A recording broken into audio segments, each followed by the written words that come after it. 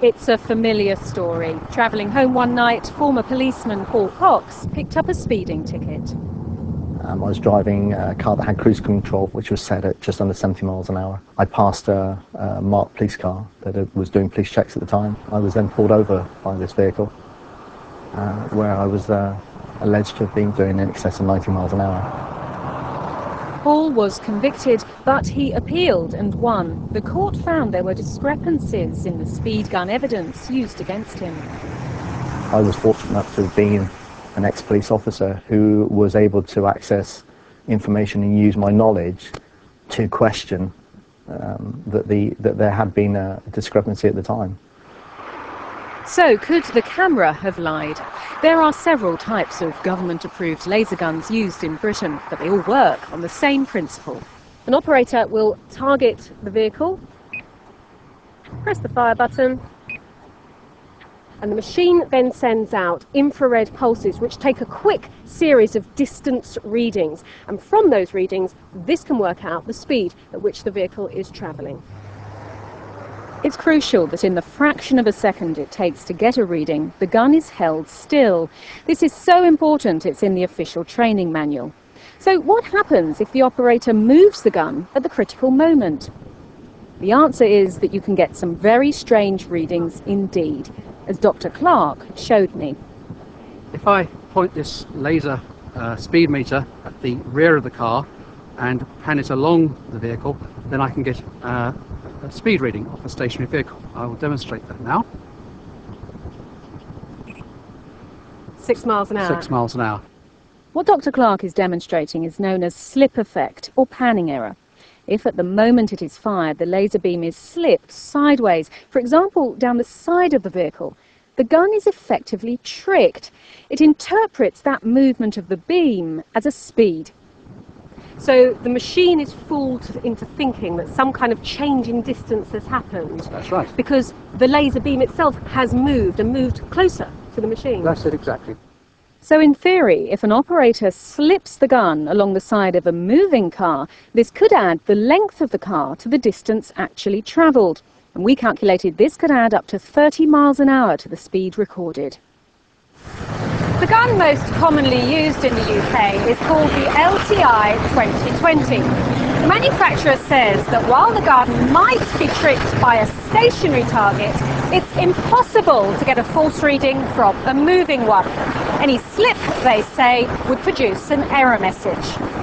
And it's not just the manufacturer who believes the guns can never be wrong. Using the Freedom of Information Act, Inside Out discovered that, incredibly, the Home Office doesn't test speed guns for slip effect. So we did. To do this, we have a track and a truck. Inside the truck is fitted the latest satellite technology to give us an accurate speed reading. And inside the cab, someone to radio us that speed. Here we're operating 2 laser speed guns. Dr. Clark will be trying to get a correct reading, pointing straight at the truck, holding the gun steady. But the other operator will make a tiny sideways movement as he presses the trigger, sliding the beam along the side of the truck to see if the machine can be fooled. But first we check our equipment. 29 miles an hour. 29 miles an hour. What have you got in the van, Chris? 29 miles an hour. Bang on, thank you very much. So, now let's try the impossible, the slip effect on a moving vehicle. On the first 10 attempts, the gun displays an error message, just as Teletraffic and the Home Office predicted. But on the 11th attempt... 53 miles per hour. 35 miles an hour. Chris, what speed were you doing then? 33 miles per hour. So Mike, what happened there? Well, this time we have one laser gun registering a slip problem. It is much higher speed. That's simply because it was panned slightly along the side of the vehicle. If someone was doing just below 70 on a motorway, that puts them up in 90 something. They're going to be done by the police for sure. You put the same situation in a 30 mile an hour limit. If the driver is driving below 30 miles an hour, that puts him above 50 miles an hour. He could well lose his license for that. This red line shows the very slight movement our operator did to get a false result. From a further 11 attempts, we got a wrong reading 6 times. The police say their operators are trained to hold the gun steady, but the equipment's designed to be used without a tripod and at a range of up to 1 kilometre. How easy is it not to slip? We asked Professor of Engineering and author John Brignall.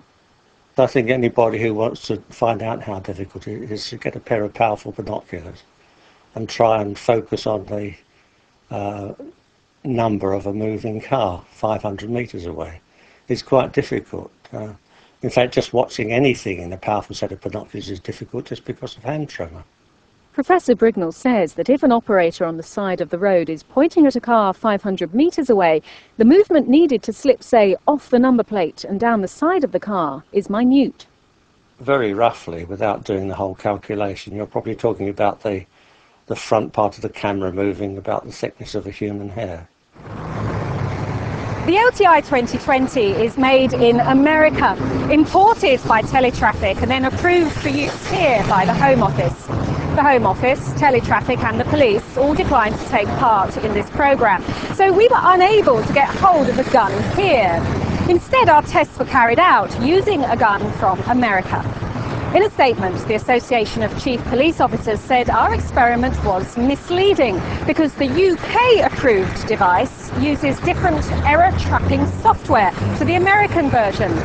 They also said the Home Office Scientific Development Branch is of the opinion that the UK version will perform within permitted tolerances if used in accordance with the current published ACPO enforcement guidelines and will not replicate the errors shown by the American device. But Dr. Clark believes the UK version is susceptible to error. We used a US device for our tests. I can see no reason why the UK device should not suffer the same problems. Both are based on the same technology and principles.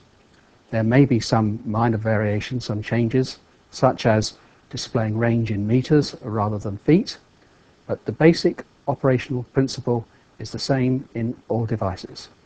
Furthermore, Inside Out has found a recent expert report written by Frank Garrett, the UK manufacturer of the LTI 2020. In it, he says the gun used by UK police is identical to that used by NASA. And NASA told us their LTI 2020 is the US version, which would strongly suggest that the UK and US guns are identical. Terry Dodd was a traffic policeman for nearly 30 years. Before he retired 5 years ago, he and his team regularly used laser speed guns. As far as I'm aware, the equipment is very reliable. However, on occasions, you would get a result that was not consistent